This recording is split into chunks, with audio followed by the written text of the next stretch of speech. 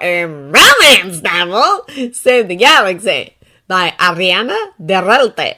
Chapter 26, Jaster 5. After ending the comm, Jaster removed his bougie with a sigh and started massaging his temples. That had been a very long meeting. Django came up and leaned his bougie forehead first against Jaster's shoulder pauldron. Not sure I want to be Mandalorian if that's what it's like. Jaster chuckled and patted his aunt's bougie.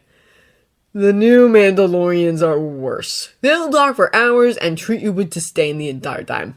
Ugh, groaned Django. Since Dooku was present, Jaster refrained from suggesting that whatever Jetty Redor Django found should be good at politics and negotiations.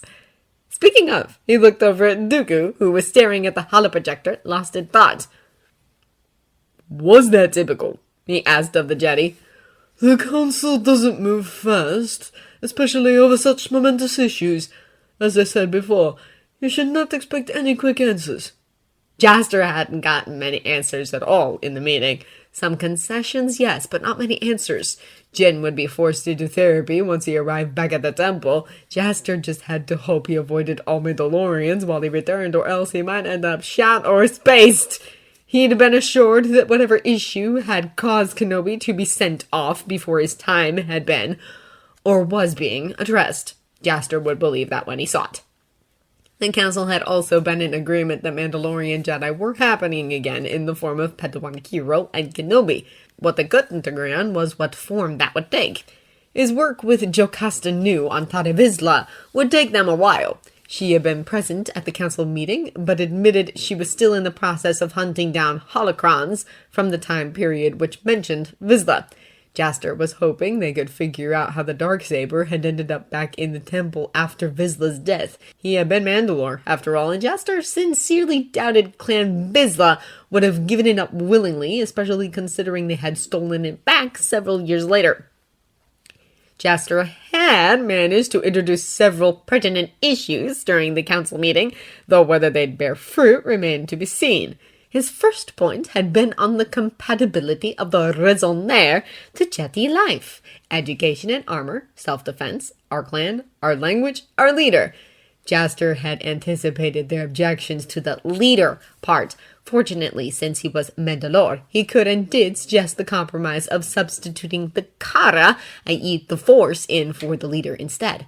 The rest of the tenets the Jedi should have no problem with, since their members were allowed and, in fact, encouraged to embrace the customs of their birth culture, and their clan could be viewed as the Jedi themselves. If only it had been that simple. The Jedi Council spent nearly an hour picking apart each aspect of the raison d'être. Jaster oddly hadn't had to say much, as the council seemed to have several factions supporting and fighting against various parts. In the end, no conclusion had been reached, and there must have been an even fiercer debate going on mentally, since there was a good 5 minutes where the council had simply stared at each other in silence, while Jaster, Django, and Dooku stood there awkwardly. Next, Jaster had brought up the idea of Mandalorians and Jetty working together on some missions, especially ones where the Jetty needed backup. His Mando Ade seemed rather evenly split on wanting to either protect the Jetty doing risky things that they ran into, or just wanting a fun battle for a good cause. That suggestion had not gone over well, though the only objection to the idea Jaster agreed with was that the Senate might be up in arms about Jetty working with the people who weren't members of the Republic. Their warmongering reputation was irrelevant, in Jaster's opinion.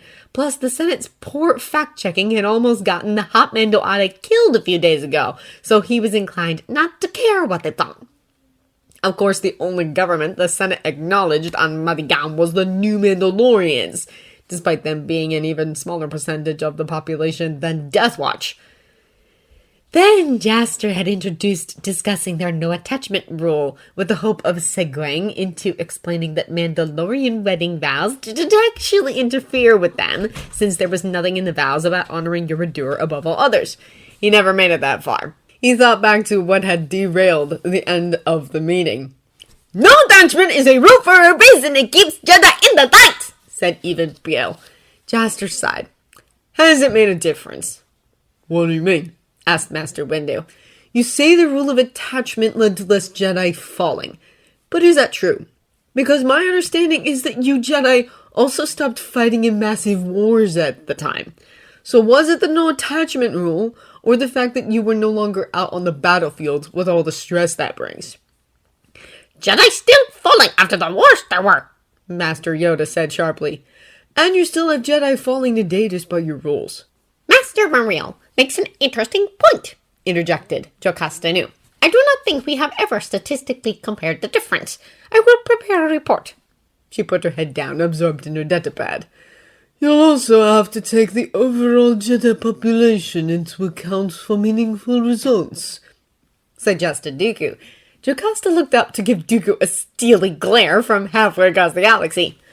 I am well aware, Master Dooku. Jaster could hear Jango snickering over their gums. Jaster really wanted to spar with Nu mentally or physically. He had a feeling she'd kick his ass. There was a long pause where Jaster figured the council was once again talking in their heads. Many questions we have. Seek the Force for answers, we will. Make decisions in haste, we will not, said Yoda finally. Your contact we appreciate, Mandalore Mariel, said Master Yaddle.